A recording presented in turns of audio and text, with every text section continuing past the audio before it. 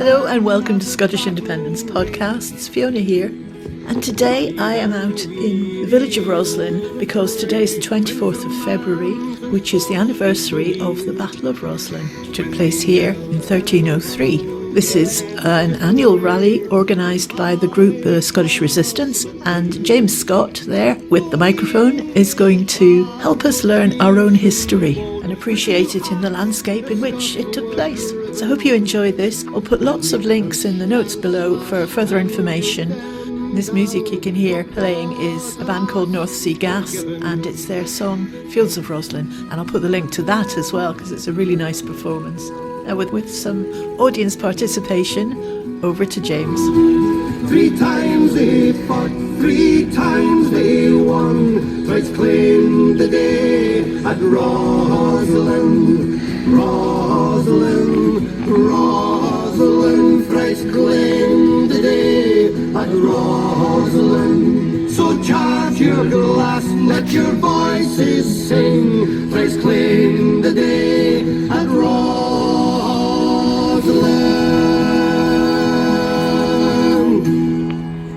Right, we're here today to remember the Battle of Roslin. It took place on this very day, on the 24th of February in the year of 1303. Now, if you'd listen to the song there, about 3 times they won. That's to do with what happened at the Battle of Roslin. The Scots were led by John Comyn, the Red Comyn. He was a rival of Robert the Bruce. Also, in some history books, it says that Simon Fraser was also joint leader of the Scottish Army. Now, what happened was Scotland was invaded by 30,000 English soldiers in 1303. And when they got to Roslin, 8,000 Scots were there to meet them. The English divided into 3 divisions of almost 10,000 each division. The Scots, under the Red Comyn and Simon Fraser, fought the first division of 10,000. And they won. They then took on the second division of 10,000 English soldiers, and they won. They then took on the third division of English soldiers, and they won. That's when Scots were warriors. Now when it comes to freedom, sadly, Scots are at the bottom of the wave. If you go to any other country in the world, they're proud of their country, they'll stand up for its freedom. Once our people were like that. They fought and died for the freedom of this country, Scotland. 8,000 Scots stood here at Roslin and defended against an invading army of 30,000. I'm going to tell you more about the Battle of Roslin when we go to the Battle Care, which is just along the road. But what I'm going to tell you now is about Roslin Chapel. This amazing building, Roslin Chapel, was built by the Sinclairs. They say that the Sinclairs were Knights Templar. Does anybody know about Knights Templar? The Knights Templar went to the Holy Land and were bodyguards for people in the Holy Land. They also were really the first bankers. These guys were the first guys that acted like a bank. You could go anywhere and you could ask for money because you had money with the Knights Templar. They were bankers. The first. It was really the start of banking, really, the Knights Templar. Now, in 1314, does anybody recognise that date, 1314? Battle of Roslin. No, it also happened in 1314. The French government owed so much money to the Knights Templar that they ordered the destruction of the Knights Templar. 1314, the same year as the Battle of Roslin. So, the Knights Templar were outlawed. They were hunted down, many of them were burnt at the stake. Some of them fled to Scotland. Anybody know why they fled to Scotland? Robert the Bruce was excommunicated by the Pope because in Dumfries he met up with the guy that led the army here at Roslin, the Red Comyn. And when he met him in Greyfriars Church in Dumfries, there's two stories. He got into a fight with the Red Comyn, and Robert the Bruce won. The other version of the story is that Robert the Bruce murdered him. Now, to me, both these guys, Robert the Bruce and the Red Comyn, were great Scottish patriots. We must remember that. This guy, the Red Comyn, led the army here and won the day. And as we know, Robert the Bruce won at Bannockburn. Now, as I was talking about the Knights Templar, because they had been outlawed all over Europe, Scotland was their only sanctuary. So the Sinclairs, who were Knights Templar, helped Robert the Bruce at the Battle of Bannockburn in 1314. There was a division of Knights Templar at the Battle of Bannockburn. And believe it or not just Scottish Knights Templar, English Knights Templar stood at Bannockburn and defended Scotland because that was their home. They defended Scotland at the Battle of Bannockburn in 1314, and that was Scotland's greatest victory. Now let me tell you about William Sinclair. This guy here. There was many Sinclairs. The father of William Sinclair was Henry Sinclair. He signed the Declaration of Arbroath in 1320. Does anybody know the Declaration of Arbroath? Anybody know the last paragraph? So long as 100 Scots remain alive, we will never subject ourselves to the dominion of the English.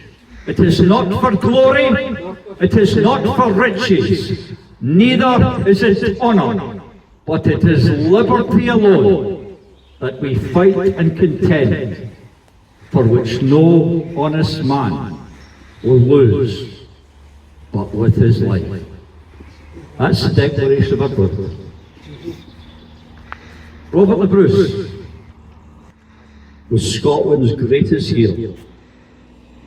All his brothers were hung, drawn and quartered. His brother Thomas and Alexander Bruce. They were only 20 and 21. They were captured near Carlisle. They were taken to Carlisle town centre and they were hung, drawn and quartered. The two young brothers of Robert the Bruce. His other brother was Nigel Bruce. He would have been second in line to the throne after Robert Bruce. He was captured in the north of Scotland. He was taken down to Berwick, and in Berwick town centre he was hung, drawn and quartered. His other brother was Edward Bruce. Edward Bruce commanded a division of the Scottish Army at the Battle of Bannockburn. He also became king of all Ireland. Edward Bruce became king of Ireland, and he's actually buried in a cemetery in Dundalk in Ireland. He actually died in battle in 1318, 3 years after he became king of Ireland, Edward Bruce. So they've quite a history of the Bruces. Anyway, when Robert the Bruce died in 1329, he asked for his right-hand man, James Douglas, the Black Douglas, to be at his bedside. And he says to Douglas that he was sorry for all the bloodshed that had taken place during the fight for Scotland's independence. And he asked them one last thing that he could do for them. He said, when I die, take my heart from my body, place it in a silver casket, and carry it to the Holy Land, and place it in the Holy Sepulchre, the tomb of Jesus Christ. So when Robert Bruce died in June of 1329, they removed his heart and they put it in a silver casket with a silver chain, which was carried round the neck of the Black Douglas. They then set off to travel down to the Holy Land to place his heart in the Holy Sepulchre. But you know, folks, when Scots are involved, there's always something goes wrong. There's always another story. When they got to Spain, they were met by King Alfonso of Spain. Now at that time, Spain was being invaded by the Arabs, the Moors. So King Alfonso of Spain asked the Douglas and the other Scottish knights if they could help in a battle against the Moors. So the Douglas agreed to this, and they took part in the Battle of Tiba, the 25th of August in 1330. And at Tiba, a massive army came up from the Arab countries to invade Spain. Now, the Spanish knights didn't inform the Scottish knights about the fighting style of the Moors. So what happened during the battle? The Moors split into two groups and they retreated. The Spanish knights didn't follow them. But the Scottish knights did follow them. The Scottish knights followed the Moors, but the Spanish knights held back. And all the Scottish knights were cut down at the Battle of Tiba, 25th of August, 1330. At that battle, the Black Douglas, carrying the Bruce's heart, William Sinclair of Roslin. Also, we had Sir Robert Logan, Sir Walter Logan, and many other Scottish knights. Now, one of the knights that was there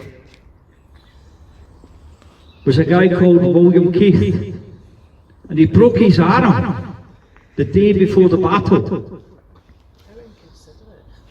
He broke his arm the day before the battle, so he couldn't go to the battle. But what happened is, Sir William Keith took the heart of Robert the Bruce and the bones of all the Scottish knights that fell in battle at Tiba and brought them back to Scotland.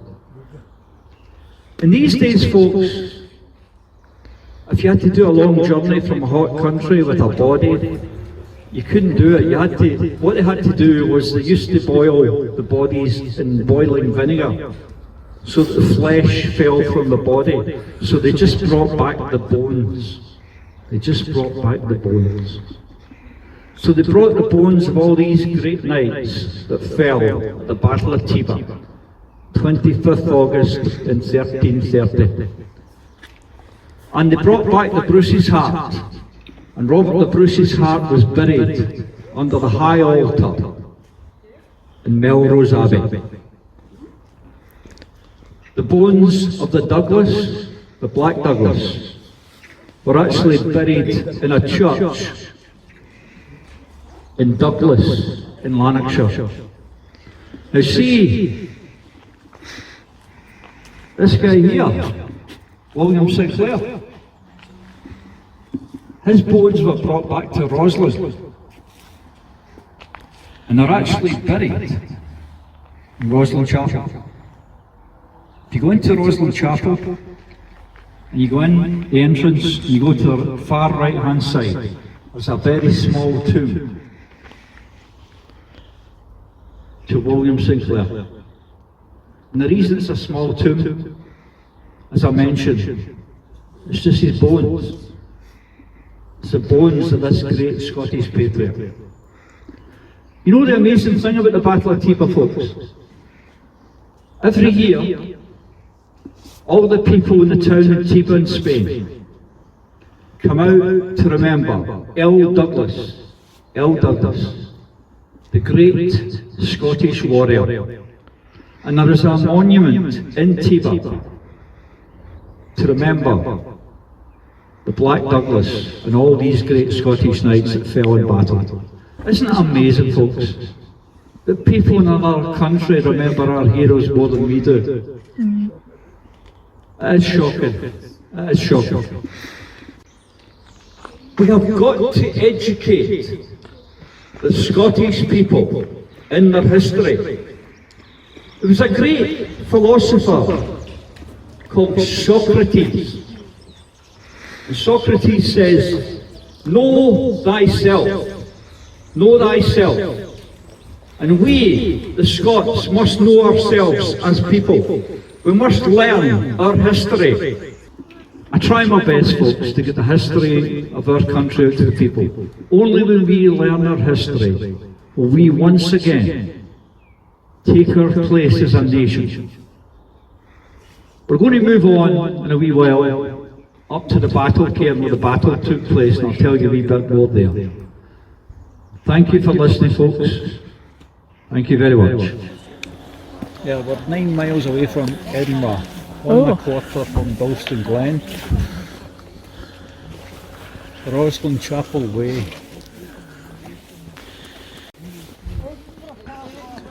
The battle cairn's just up here on the left. Great.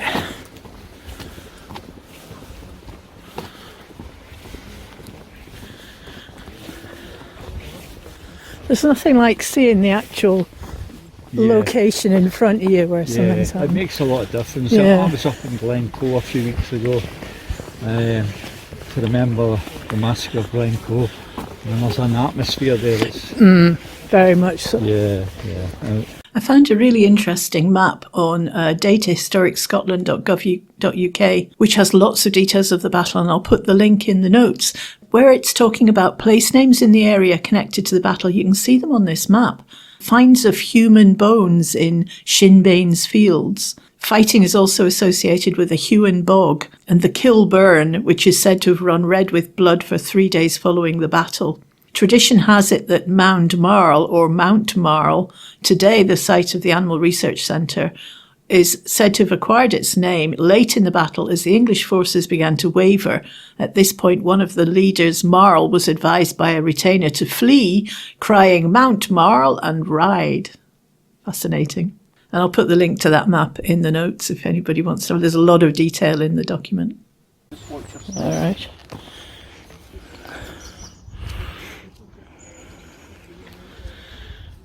It's the battle cairn.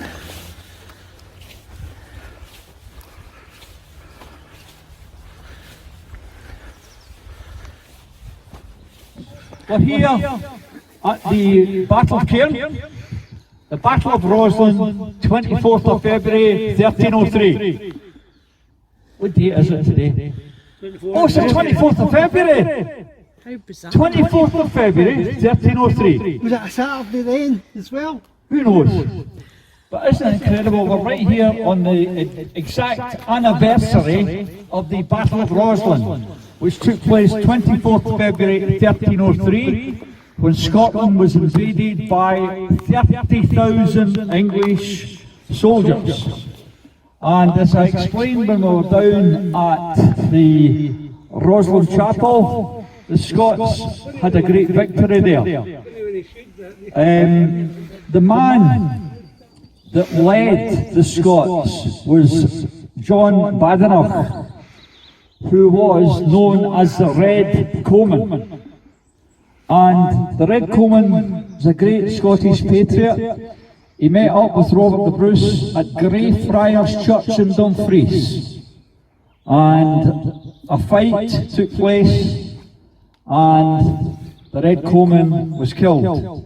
Whether it was murder, that's up to you to decide. Folk in the Bruce side say it was a fight and Robert the Bruce won. Others say it was a murder. Due to the fact that the two of them were in contention. They were rivals. They were rivals. And believe it or not, folks, the site where Greyfriars Church is in Dumfries, you can now go in and get a sausage roll because it's a Greg's Bakery.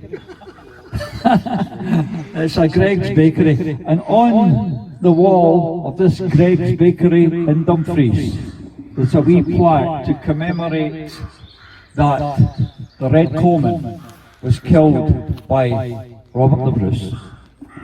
But let me tell you about these people that took part in the Battle of Roslin. We've spoke about the Red Comyn, how he was killed in Greyfriars Church in Dumfries. But the other guy, Simon Fraser, they were taken down to Smithfield in London. And in September of 1306, 3 years after this battle took place, September 1306, Simon Fraser and John Fraser were hung, drawn and quartered at Smithfield in London.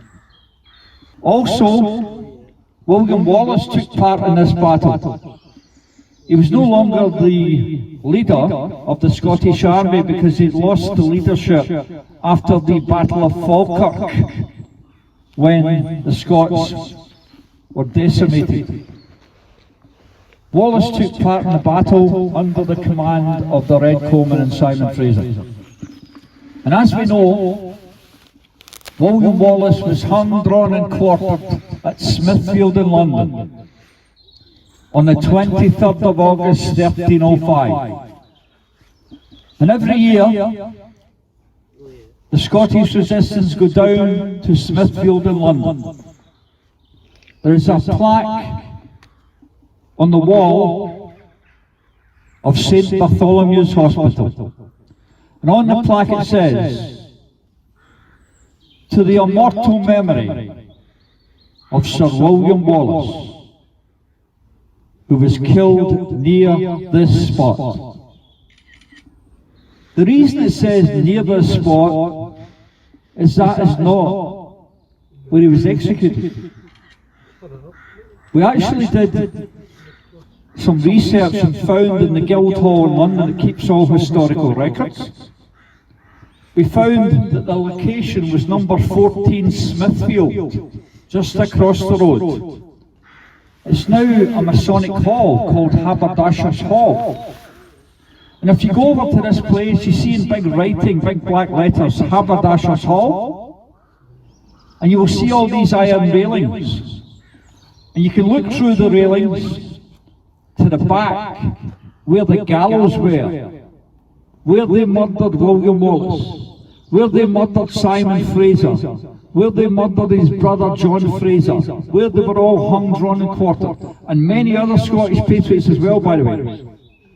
Where they murdered these people, there's a plaque just as big as the plaque to Wallace on the hospital. There's a big gigantic plaque that says, "Serve and obey." The very spot, folks. Isn't it incredible that most of the people in Scotland are unaware of this? But it's true. I've been there. Okay. What I'm going to do now is I'm going to give you the national anthem. Scots were he, we Wallace bled. Scotsman Bruce has often led. Welcome to your gory bed, or to victory. Now's the day, and now's the hour. See the front, O battle lower. See approach proud Edward's power. Chains and slavery. Who will be a traitor knave? Who will fill a coward's grave? Wassy base as be a slave. Let him turn and flee. War for Scotland's king and law. Freedom's sword will strongly draw. Freemen stand, or freemen fall, but we shall be free. Lay the proud usurpers low, tyrants fall in every foe, liberties in every blow. Let us do or die. Thank you very much. We're here today on the 24th of February to remember the Battle of Roslin, which took place on the 24th of February 1303. We had a speech here at Roslin Castle, the mysterious Roslin Castle, which is linked to the Da Vinci Code. Very mysterious place. Psychics have been in Roslin Chapel and gone down to the crypt, and they say there's a flagstone there, and when they stand on it, they reckon it's some sort of portal to another dimension. This is several psychics that have said this, not just one. It's also a hotspot, this area, for UFOs and paranormal phenomena. So it's a very mysterious place, Roslin. Check it in the internet, it's amazing the stories you will find about this whole area of Roslin. Roslin Chapel itself has got loads and loads of carvings inside the building. And I spoke earlier at one of the other locations about William Sinclair, who fell in battle, the Battle of Tiba, along with the Black Douglas. And one of the knights that was at that battle, a guy called William Keith, he was accompanied by a guy called Simon Lockhart. And the reason he had the name Simon Lockhart, he had the key to the wee silver casket that the Bruce's heart was in. He had the key. Simon Lockhart. Remember that name? He had the key to the wee casket that Bruce's heart was in. And they brought the Bruce's heart back to Scotland and they buried it under the high altar at Melrose Abbey. Absolutely fantastic story. And the body of Robert the Bruce is actually in Dunfermline Abbey, buried in a cloth of gold. Absolutely amazing story, that. And I don't know if you know, when Robert the Bruce died, even though there was no newspapers, radio, television in these times, 20,000 people lined the route for his funeral. Absolutely fantastic. That's in such high regard this man was held. So we've been to the battle cairn, we've been to Roslin Chapel. Unfortunately, we cannot go to the castle because it's been cordoned off for renovation.